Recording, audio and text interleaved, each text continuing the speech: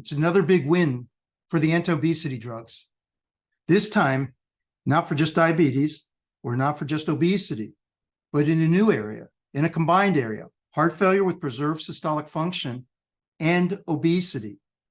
In a report that's coming out in the New England Journal of Medicine, a clinical trial that focused on heart failure with preserved ejection fraction, the benefits of using semaglutide are shown to be quite impressive. So heart failure with preserved ejection fraction is quite a common condition. And among people who have heart failure, about half of them have this with normal ejection fraction. It's associated with a high symptom burden and functional impairment, and actually outcomes that aren't so different from people who have depressed systolic function. No therapies have been approved to target this obesity-related heart failure. And why do I say obesity-related? Well, it turns out that a very high percentage of people with heart failure and preserved ejection fraction actually have obesity or are markedly overweight. And growing evidence suggests that obesity and excess adiposity are not simply coexisting with the heart failure, but actually may be contributing to the heart failure. Today, Mikhail Corsi-Borod presented at the European Cardiology Society, or European Society of Cardiology meetings, a trial that had been conducted where they randomized 529 patients with heart failure with preserved ejection fraction and a body mass index of 30 or higher to receive semaglutide once weekly, 2.4 milligrams for 52 weeks. Now, what they focused on in the endpoints was actually health status, quality of life. So they had this endpoint of the Kansas City Cardiomyopathy Questionnaire clinical summary score, which ranges from 0 to 100 and captures how people feel. And they also looked at the change in body weight.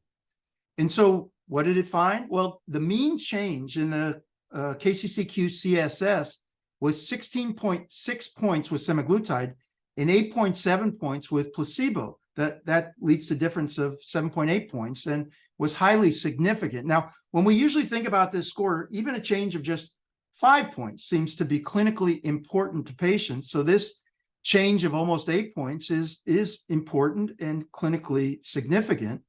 Now, the mean percentage change in body weight was about a loss of about 13.3% in the semaglutide group, compared with 2.6% in the placebo group. And then they looked at a whole range of other outcomes. They looked at CRP levels, which declined much more in the group that had been treated with semaglutide. They looked at the 6-minute walk test. They actually looked at a combined endpoint that looked at heart failure hospitalization or urgent visit for heart failure in a time to event analysis. And also, although this is secondary and exploratory, also showed a very highly significant result. Only one person in the semaglutide group had this, whereas 12 people in the placebo group had this. And this was, as I said, highly significant. Now, there are a couple of things to know about this study. I mean, largely that most of the participants, about 56%, were women, but it was kind of good balance. Wasn't so balanced on diversity. 96% were white. The median age was 69 years. At the outset, the median body weight and BMI were 105 kilograms and the BMI 37. And so about 66%, 2/3, had a BMI of 35 or higher. The median KCCQ CSS was about 59 points. And what's important about this is that this is conveying that this is a group that was limited, symptomatic. Their health status wasn't great. So, and also there was a lot of room for them to improve. I mean, sometimes we do these studies and there's a ceiling effect. People are already feeling quite good. It's hard to show a big improvement.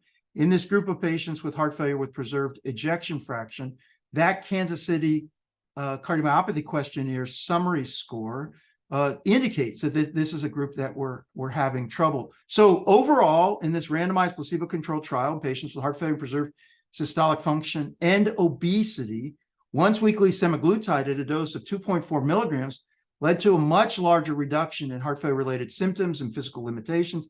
It's a big win. Now, some people have said to me, well, I want to wait till the FDA weighs in on this. I want to look about, it doesn't have an indication yet for heart failure. But look, these people all had an indication for semaglutide just based on their obesity.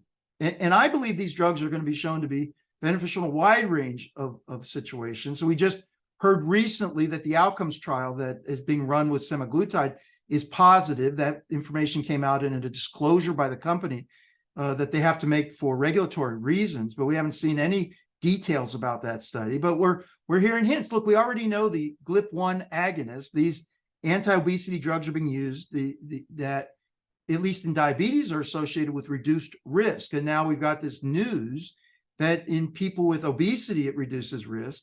And now we've got this new information in heart failure and preserved systolic function that it improves how people feel, it improves their physical functioning. And there's a hint here, although it wasn't primary endpoint, there's a hint that it may actually also improve outcomes. So everything's kind of moving in this direction. Of course, I'm talking about anti-obesity drugs in this class in general, but this is about semaglutide in particular. We're going to have to stay tuned. I'm not thinking about these drugs anymore about, what they're doing for weight loss or how people look. I'm thinking that these are drugs that can help potentiate how people feel, that can help people live longer, they can reduce risk. And we're going to have to stay tuned on this. But for one of the major conditions of our time, obesity, for which we've made very little progress, almost continually losing ground, and it's associated with almost 200 different medical conditions, we're now seeing that the treatment with this class of medications is making a difference. So, this isn't going to be in the purview of the endocrinologist. We're not just thinking about diabetes anymore, but cardiology, cardiologists, primary care, anyone who's taking care of people with obesity are going to need to really be up to date on what's going on. And then we're going to need to dig down and make sure that people get access to these medications as they're proven to be beneficial on outcomes.